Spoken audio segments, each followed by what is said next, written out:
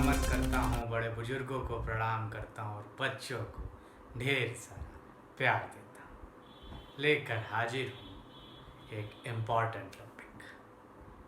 लेकिन उसके पहले एक लाइन ज़रूर पढ़ना चाहूँगा।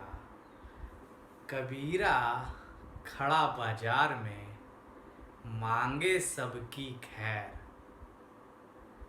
ना काहू से दोस्ती ना काहू से बैर। अभी योगी जी का एक वीडियो बनाया था अपने चैनल में, उसके बाद लोग कहने लगे कि आप भाजपाई हैं। कुछ लोगों ने बहुत तारीफ करी और कुछ लोगों ने इस तरह के इल्ज़ाम लगाए। ये तो स्वाभाविक है, मैं भी माना हूँ, और भाजपाई, कांग्रेसी, सपाई, बसपाई कोई तो होगा ही। लेकिन यकीन करिए और यकीन मानिए, ज्योतिष को मैं इन सब से अलग रखता हूँ। तभी 2014 की नरेंद्र मोदी की भविष्यवाणी, 2019 की नरेंद्र मोदी की भविष्यवाणी, कर्नाटक हारने की भविष्यवाणी से लेकर तमाम भविष्यवाणियाँ सही साबित हुई। चलिए, 2019 में तो किसी को यकीन नहीं था इतना बड़ा बहुमत मिलेगा और नरेंद्र मोदी वापसी करेंगे। तो कई लोग कहते हैं भाई कि ऐसा जलजला अटल जी के समय में भी नहीं देखा। कई लोग कहते हैं ऐसा रुतबा इंदिरा गांधी का भी नहीं देखा। और कई लोग कहते हैं ऐसा प्यार हमने अमिताभ बच्चन के लिए भी नहीं देखा। हाँ जी, बात कर रहे हैं माननीय प्रधानमंत्री नरेंद्र मोदी जी की। क्या होगा 2024 में? क्या मोदी जी जा रहे हैं या जीत रहे हैं, या उसके पहले ही संन्यास ले रहे हैं, या जीत के बाद संन्यास ले रहे हैं, या अमित शाह के लिए गद्दी छोड़ रहे हैं? 75 भी कहीं ना कहीं छुएंगे 2025 में, तो क्या चले जाएंगे? 2024 जीतेंगे या नहीं? उसके पहले भी क्या जा सकते हैं? दावा क्या अमित शाह योगी ठोकेंगे? इसी के साथ साथ नरेंद्र मोदी जी का कुंडली का विस्तार से वर्णन करेंगे।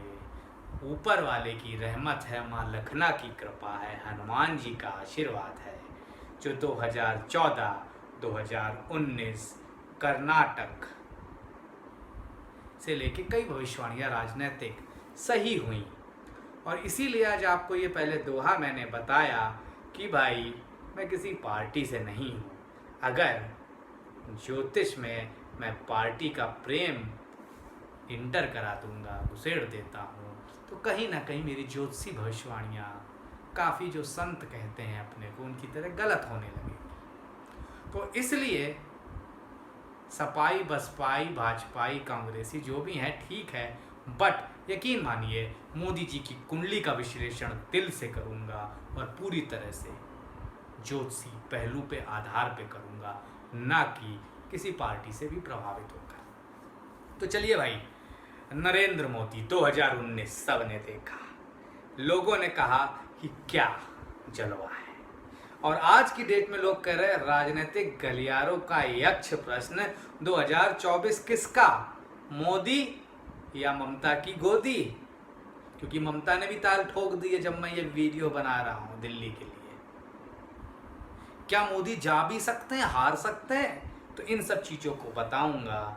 लेकिन मुझे लगता है इस वीडियो को देखने समय लोगों को, भाजपाई कार्यकर्ता के साथ साथ तमाम पार्टी के कार्यकर्ता देखेंगे तो उनके लिए एक लाइन कहूँगा, हार में या जीत में किंचित नहीं भयभीत में। अपना काम करते रहिए, निश्चित तौर पर जो भी लिखा होगा वो मिलेगा। भाग्य सर्वत्र फलते ना विद्या ना पौरुषम। और ये लाइन मैंने योगी जी के में भी यूज़ करी थी, यही आज मोदी जी के में भी यूज़ कर रहा हूँ। तो निश्चित तौर पर अब आगे बढ़ते हैं भाई, विकास पुरुष की कुंडली पर चर्चा करते हैं। तो खास तौर से वृश्चिक लग्न की कुंडली, योद्धा की कुंडली होती है, आखिरी दम तक लड़ता है, हार नहीं मानता है। और खास तौर से षष्ठेश मंगल लग्नेश भी है और लग्न में बैठा है, शत्रुहंत योग बनाता है, शत्रुओं को खत्म करता है। तो आसान नहीं है। देखिए, मैं पहले भी फेसबुक पे भी कई बार लिख चुका हूँ और आप लोग से गुजारिश भी करूँगा, भैया मेरा फेसबुक पे मुझे ज्वाइन कर लो, मेरी प्रतीक भट्ट, एस्ट्रोलॉजर प्रतीक भट्ट डालो और वहाँ मैं मिलूँगा आप लोगों को। तो उसमें भी लिख चुका हूँ कि नरेंद्र मोदी को हराना लगभग नामुमकिन है। क्यों? काफ़ी योग है, एक होते तो टाल जाता, अजय योग बना हुआ है। तो जब तक चाहेंगे सत्ता पे आसीन रहेंगे और आसान नहीं होगा इन्हें हटा पाना। तो बात को आगे बढ़ाते हैं। खास तौर से जब गुजरात चुनाव हुआ और उसके बाद नरेंद्र मोदी कहीं ना कहीं जब दूसरा चुनाव हुआ, शुक्र की अंतरदशा और महादशा, नहीं माफ़ करिएगा, महादशा चल रही थी। वर्गोत्तम प्लानेट ज्योतिष में मैं बहुत ज़्यादा इंपॉर्टेंस देता हूँ, इसीलिए शुक्र इनका वर्गोत्तम है। वर्गोत्तम ने ही इन्हें प्लेटफॉर्म दिया जीवन में। कब शुरू हुआ था? 1985 में शुक्र की महादशा। कब खत्म हुई? 2005। तो 2005 तक आते आते नरेंद्र मोदी का लोहा भारत मान चुका था। तो इसने तख्ता पलट किया। कहाँ प्लेस्ड है? 10वें घर में शुक्र में शनि के साथ। शुक्र डिप्लोमेसी, दिमाग, शनि नीति, राजनीति, जनता का कारक। कहीं ना कहीं जनता को समझना आया, जनता से सीखना आया और जनता को क्या चाहिए, जनता क्या चाहती है, वो बताना आया। इसमें बुद्ध का सहयोग बराबर रहा वाणी से। तो निश्चित तौर पर आपने वो वानगी देखी, ये अजय रहे।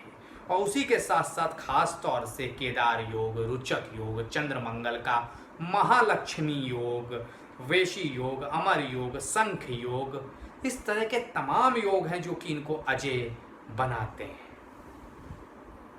तो खास तौर से ये चीज़ एक सीखने लायक है इनके कि हार नहीं मानना।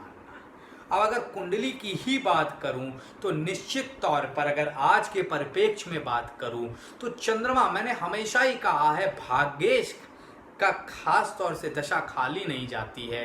2011 से 2021 अप्रैल तक चंद्रमा की दशा चली। 2011 का ही वो साल था जो अहमदाबाद के मंच पे मोदी जी ने कहा था अगर आप लोग चाहते हैं तो बीच बीच में दिल्ली हो आया करूँगा। इशारा साफ था कि तैयारी कर लो, शेर तैयार है। तो निश्चित तौर पर वो चंद्रमा की दशा बोल रही थी और वो चंद्रमा नीच भंग, प्रबल नीच भंग राजयोग में बैठा है। निश्चित तौर पर ऐसा चंद्रमा चाइल्डहुड खराब कराता है। तो चाइल्डहुड में चाय बेची, क्या नहीं किया। लेकिन राजयोग कारक आते ही 2011 से 2021 तक भारतीय राजनीति को पलट के रख दिया, इतिहास बना दिया। स्वर्णिम अक्षरों से भारतीय राजनीति में उनका नाम दर्ज हो गया। लेकिन अब मंगल आ रहे हैं। 2021 से मंगल की दशा भैया चलेगी 2028 तक। बदलाव है, कुछ बड़ा होने जा रहा है। बताऊंगा इसी वीडियो में, बने रहिए।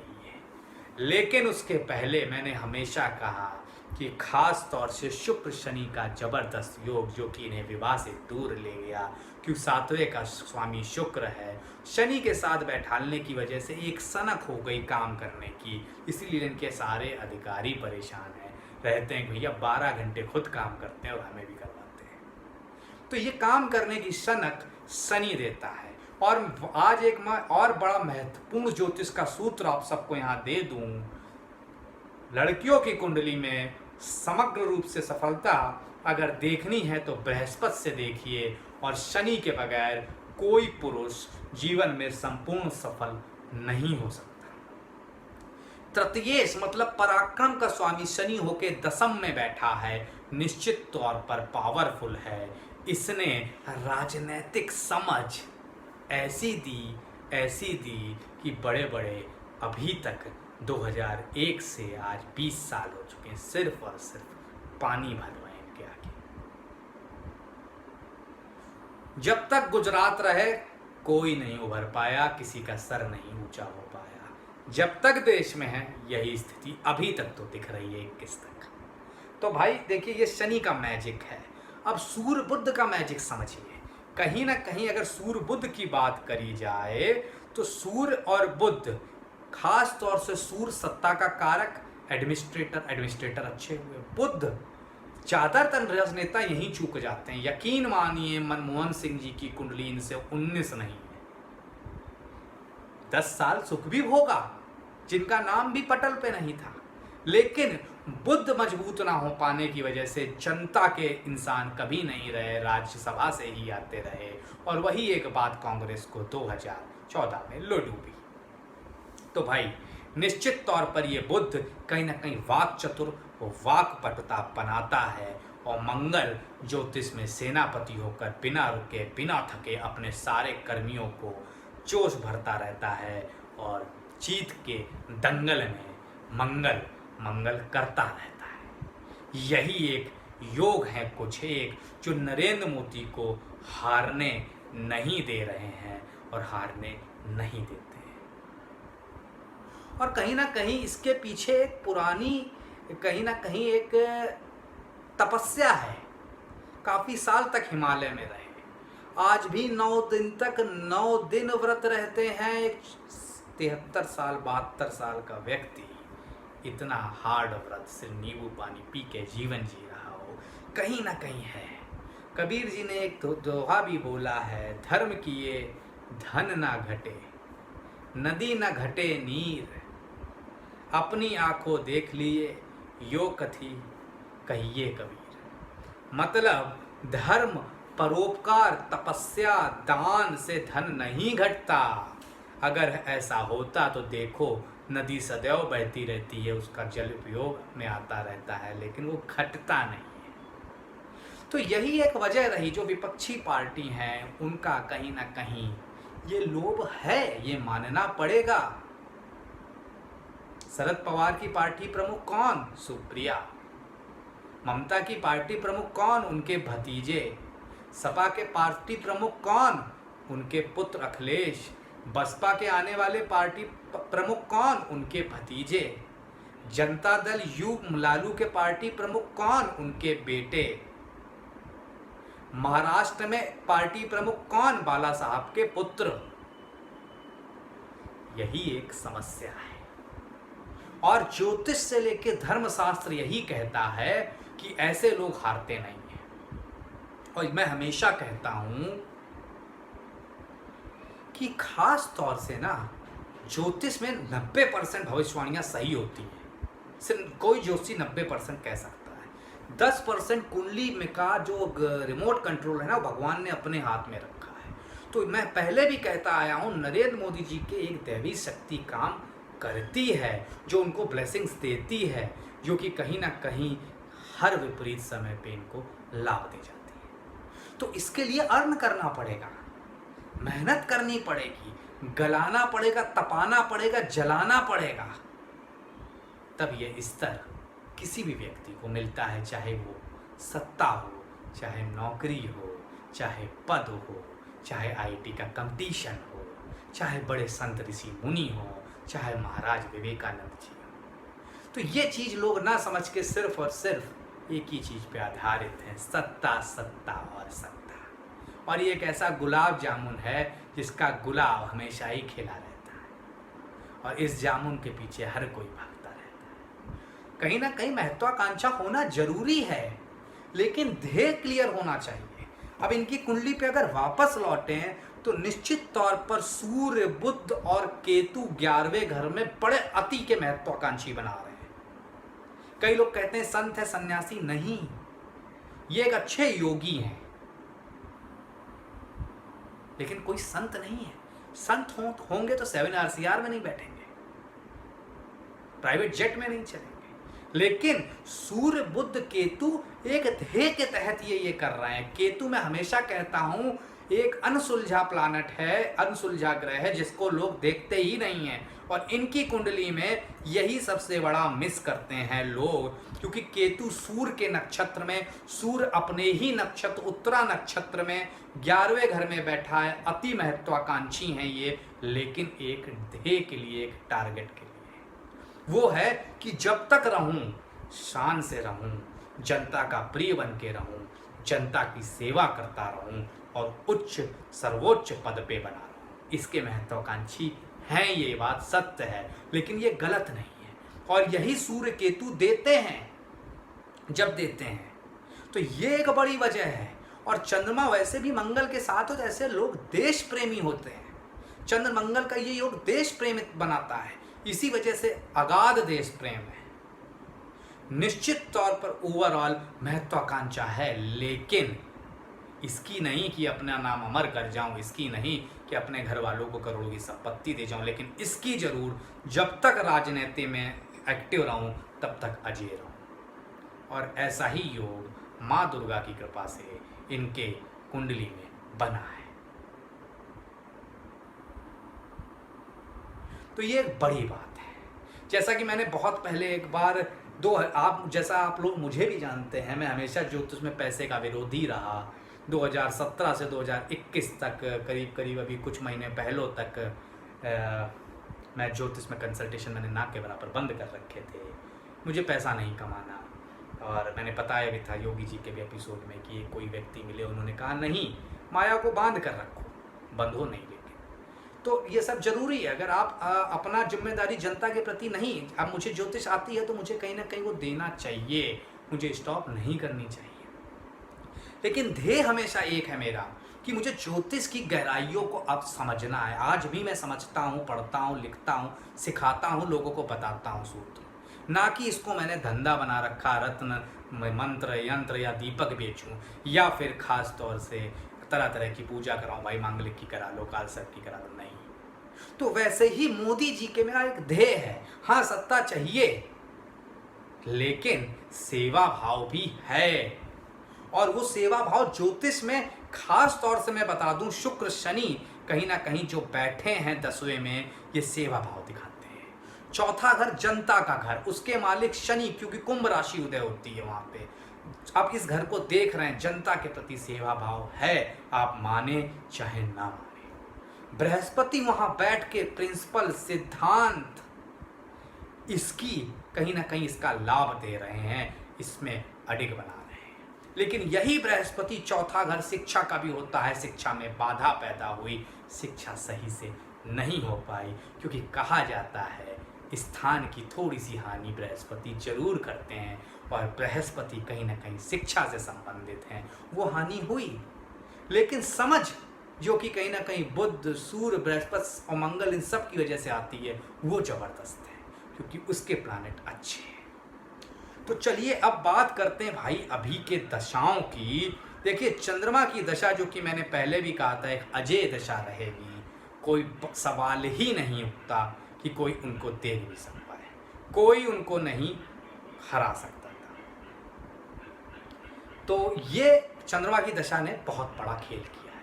और एक और बड़ा पहलू बता दूं, इनकी कुंडली में लोग अक्सर इस चीज को नजरअंदाज करते हैं। इनको किंग मेकर कुछ प्लैनेट ने मिलकर बनाया है, उसमें शनि का बहुत बड़ा हाल है। इनकी लग्न अनुराधा नक्षत्र की लग्न है, शनि की लग्न है। इनकी राशि अनुराधा नक्षत्र की है। देखिए डेडली कॉम्बिनेशन, इनके आधे ग्रह शनि के नक्षत्र में बैठे हैं, राहु, चंद्रमा, खुद लग्न।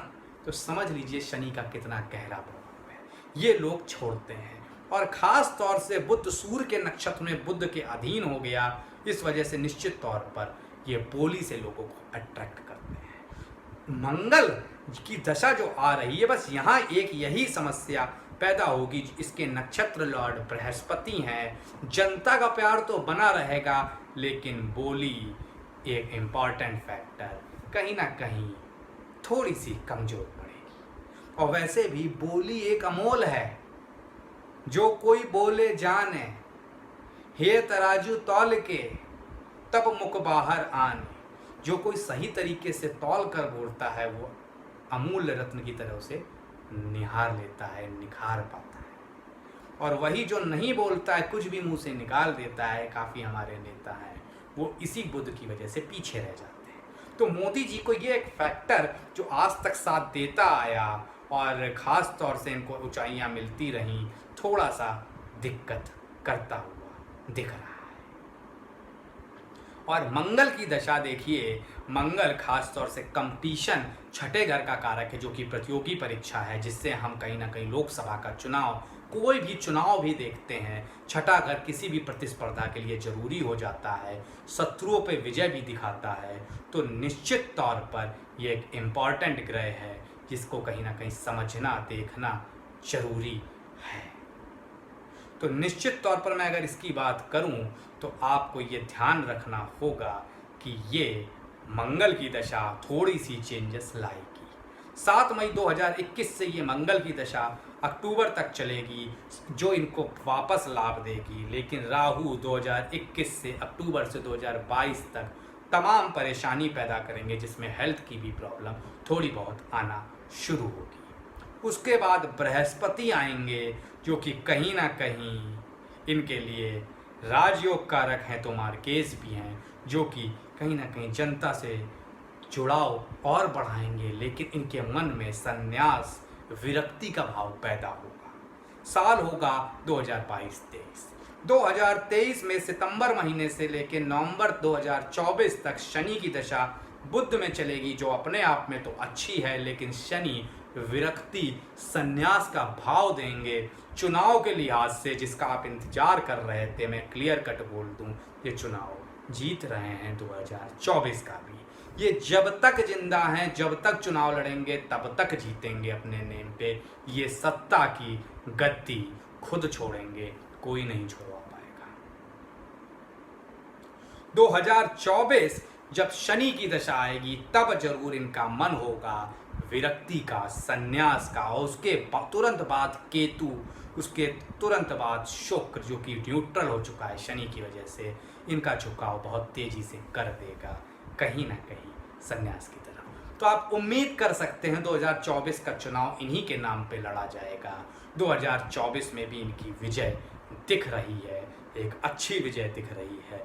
लेकिन ये 2029 तक का कार्यकाल पूर्ण करते नहीं दिख रहे हैं। ये अपनी मर्जी से उसके पहले सत्ता का सर्वोच्च शिखर किसी और को देंगे। और वैसे भी जो आदमी त्यागी होता है वो इन सब से ऊपर उठ जाता है। और दशा दिख रही है कि 25 तक तो नहीं, लेकिन 25 के आसपास कहीं ये मामला बन रहा है 27 तक, कि ये कहीं ना कहीं राजगद्दी आगे बढ़ाएंगे। तो नरेंद्र मोदी की कुंडली में ये एक बड़ा ही बेहतरीन समय, लेकिन छठे का भी मंगल है, लग्न का भी है, तो लग्न का होने की वजह से बड़ी समस्याएं नहीं देगा, लेकिन छठे पे होने की वजह से निश्चित तौर पर स्वास्थ्य का ख्याल रखना पड़ेगा। निश्चित तौर पर मंगल रक्षा सौदों पे बड़े लाभ देता है। रक्षा पे ये अगले 7 साल फ्रंट फुट पे खेलेंगे, लेकिन शुक्र न्यूट्रल हो जाने की वजह से और इस समय उसकी आसपास कोई दशा भी ना हो पाने की वजह से अर्थव्यवस्था पे असर दिखेगा। इनमें इसकी समझ बड़ी अच्छी है, लेकिन उसके बावजूद भी अर्थव्यवस्था पे असर दिखेगा। भारत की नाम, शोहरत, रक्षा नीति बेहतर होगी, ये आगे बढ़ते हुए उसमें नजर आ रहे हैं। कहीं इन्हें कोई रोक नहीं पाएगा। तो ये था नरेंद्र मोदी पर 2024 के लिए विश्लेषण, आने वाला उनका समय, उनका क्या होगा, ये सब बताया। आपसे हमेशा की तरह एक उम्मीद, शेयर, सब्सक्राइब, लाइक जरूर करिए इस वीडियो को, अपने ग्रुपों में, व्हाट्सएप में, फेसबुक पर भेजिए, कमेंट करके मुझे बताइए कैसा लगा और कौन से वीडियो आप देखना चाहते हैं वो बताइए, मैं ज़रूर बनाऊंगा। आज के लिए फ़िलहाल प्रतीक भट्ट का बहुत बहुत धन्यवाद। इसी रफ्तार से अपना प्रेम देते रहिए, शेयर, सब्सक्राइब, लाइक करते रहिए।